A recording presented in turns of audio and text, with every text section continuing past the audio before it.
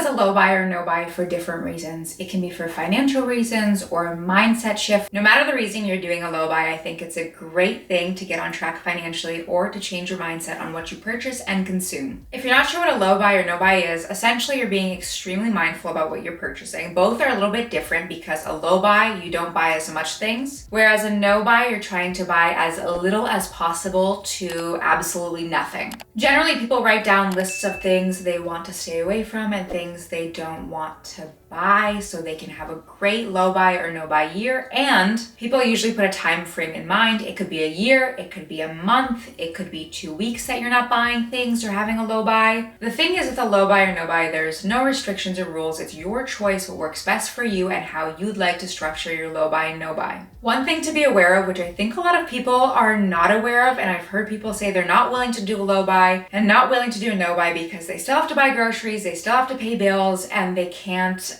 avoid doing that. And that's exactly what a no buy and low buy is. You still pay your bills, you still buy groceries, you still buy necessities, you never stop paying your bills, because what's the point of saving money if you're living on the street because you didn't pay your rent or your mortgage bill or your light bill goes out and that's because you didn't pay for utilities? That's not the point. Wow, I've said low buy or no buy so many times. Sorry, the point of a low buy or no buy is to still buy all the things that you need to survive. You still buy food, you still pay for your shelter, you still buy necessities, you still buy things that you need to live your daily life. I don't want you to feel like you have to do anything I say in this video, because the whole point of a low buy or no buy is to do what works for you best and not to do what works for me. What you decide to buy and what you decide not to buy is all up to you, and you get to choose that. No matter what I say I'm not buying or what I recommend does not matter. It matters what works for your lifestyle and what you need and what you don't need. Everyone's low buy, no buy is completely different because we all have different necessities and needs. I'm not in school anymore, which means I don't have to pay for university, but that may be a necessity for you if you're in school. You may need to buy books and that's a necessity, but for me, I can't say I'm buying books and not buying something else because I don't need to buy university books. So make sure that you curate this list of things that you want to buy and not buy exactly for what fits your lifestyle and not what fits my lifestyle. So like I said at the start, people do low buys or no buys for different reasons, and it could be financial or for mindset. For me personally, I'm doing it more for a mindset reason. I've been decluttering for years and years, and in 2024, I got rid of a ton of things. And I'm doing a low buy so that I don't get back into the habits of purchasing and replacing all of the things that I got rid of, because I've been decluttering for a long time and I'm really happy where I am right now. And I still have things I want to declutter, but I don't want to reclutter.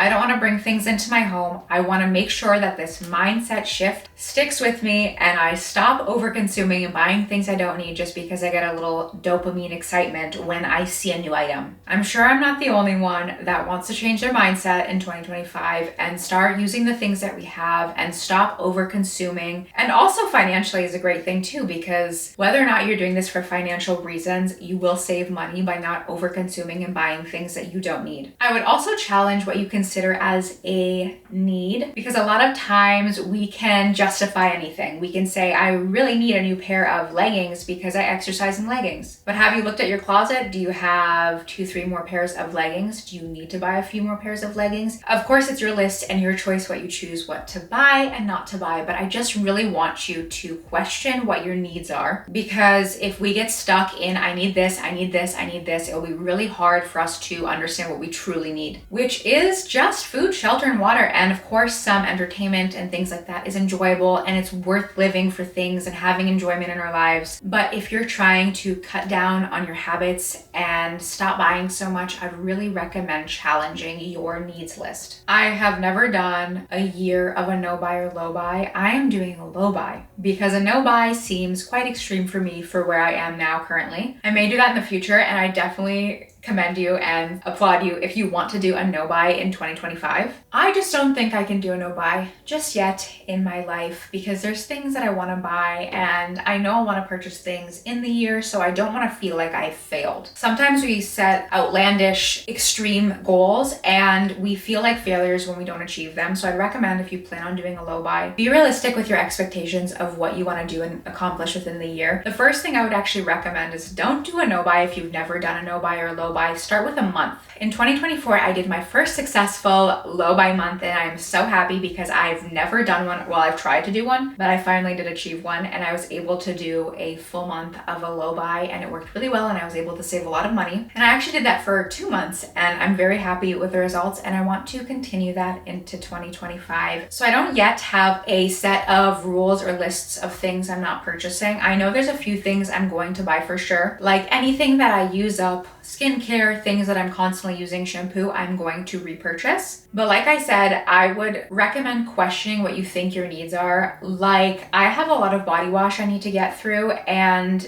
I could finish one and say, oh, I need to repurchase it because I just ran out of one. But what I'm going to do first is actually use through the other body washes I have. And if I don't like them or they break me out and I don't want to use them, then I'm going to declutter them and get rid of them or give them to someone that wants them, and only purchase the thing that I like and enjoy, and then be mindful of what I purchase going forward. So I'm definitely trying to steer clear of a few things. I don't want to buy any more home decor. I have so many beautiful home decor pieces and I just don't need any more. I am planning on buying some clothes though. I haven't bought clothes in a few years, and I am planning on purchasing some items, not now, maybe in the summer because I don't have so many summer pieces, but I'm going to be very mindful and intentional about what I buy. I'm not going to buy any fast fashion or things that I don't like just because it's cheap. I'm going to make sure to buy quality pieces that will last a very long time. If you're someone that buys clothes a lot, I'd recommend not buying clothes for your no buy. I know a lot of people, or low buy, sorry. I know a lot of people tend to not buy things like clothing and skincare and new things like that during their low buy. But because I've had it in my mind for a while to buy some new clothing in 2025, I'm definitely going to stick to that, but I don't plan on buying it anytime soon. So I wanted to give you a few tips to help you out with your low buy or no buy. I do want to recommend, like I said, if you've never done a low buy or no buy, try doing a smaller time frame first, because a year is a long time. I'd recommend going month by month and seeing if you want to continue. So you could say to yourself, I'm going to do a low buy in January. If you're happy with how it went, you can do it in February as well and just continue forward. That way you feel not disappointed in yourself if you haven't achieved it. At least for me, when I don't achieve my goals, I feel really disappointed. So I try my best to make sure I make goals that are difficult but achievable. My first tip I'd recommend is figure out your why. Why are you doing a low buy or no buy? Is it mindset? Is it financial? If it's financial, what is your financial goal? Why are you doing this? Because there's going to be a point when you want to buy something that you put on your list of things you're not going to buy that's going to tempt you a lot. So you need to know what your why is. For me, like I said, I've decluttered a lot of things and I do not want to reclutter my home. Having more things stresses me out. It makes it harder to clean and take care of my house and my lifestyle and everything. And I want all my home to feel welcoming and inviting and not cluttered or overwhelming. So that is my why. So as I mentioned several times, I would definitely recommend making a list. So people make lists in different ways that work for them. I've seen people make like really cute collages. You can put that as like a background on your phone of things you're buying and not buying. An example of what you put on a list is like, I'm not buying any clothes with the exception of a hoodie, because you may need a hoodie in the winter or winter jacket. It's your list, so you can write it however works for you. It's just good to have some guidelines so that you can look at them and make sure that you're sticking to what you want to do for your low buy. Everyone's list is going to be different. I actually made a video on 10 things that I'm not buying in 2025, and those are things that would be on my no buy because I'm not buying any of those things. I'll link that video up above.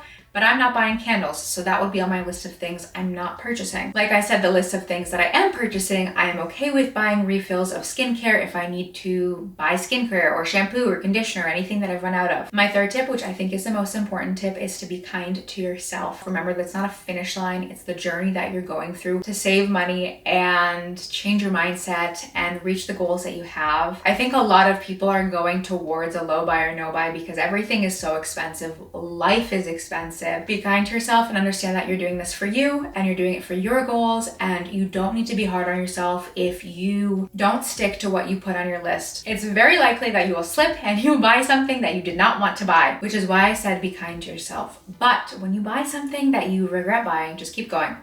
Just keep going with the low buy or no buy. You did not fail. You are not a failure. You are human and it happens. We are going to be tempted by things we see in the store. I know I'm going to be tempted by things I see in the store, and I may buy something and regret it in the future. But the thing is, with the regrets, we learn from that regret. So the most important thing when you regret purchasing something, if you do regret purchasing something in this year or whatever time frame you're doing, make sure you learn from it and don't buy those items in the future. And if you do, it's okay. Just keep going, keep pushing, remembering what your goals are. The last thing I'm going to leave you with, which I think is is really important is to be very conscious of what you consume. In this case, I'm not talking about consumption like what you're eating. I'm talking about what you're listening to, what your brain is consuming day in, day out. What podcasts are you listening to? What are you watching on social media? Because those things will change how your mind is wired and will change what you want. If you're watching a lot of hauls and people buying a lot, it's going to be really hard for you to do a low spend or a no spend because you're going to want to do what those people are doing. So I'd recommend finding some content that talks about decluttering, that talks about being happy with what you already have and making sure that you're enjoying what you have and not worrying about the next thing you need to buy. Remember that a lot of people on the internet are trying to sell you something. They are trying to make money off of you, and there's always going to be a new thing. There's always going to be a trendy item that they are going to recommend to you. So I'd be very mindful of who you listen to on the internet and make sure that you surround yourself with creators that are trying to achieve the same goals or giving tips to you or having a low spend or just not consuming as much at all. There's a lot of underconsumption content that's great. I'm hoping that you'll stick around for my videos because I will also be doing the same thing, and I'm hoping that my videos will inspire you for saving money because generally I make financial content and I love to give tips on how you can save money and live your best life within the income you have and make sure that you are mindful about what you purchase and spend on. I hope you have a wonderful day and thank you so much for watching, and I hope that your low spend or no spend goes amazingly. I think you will do an amazing job, and remember that you can do it. You can do whatever you put your mind to. Thanks for watching. Bye!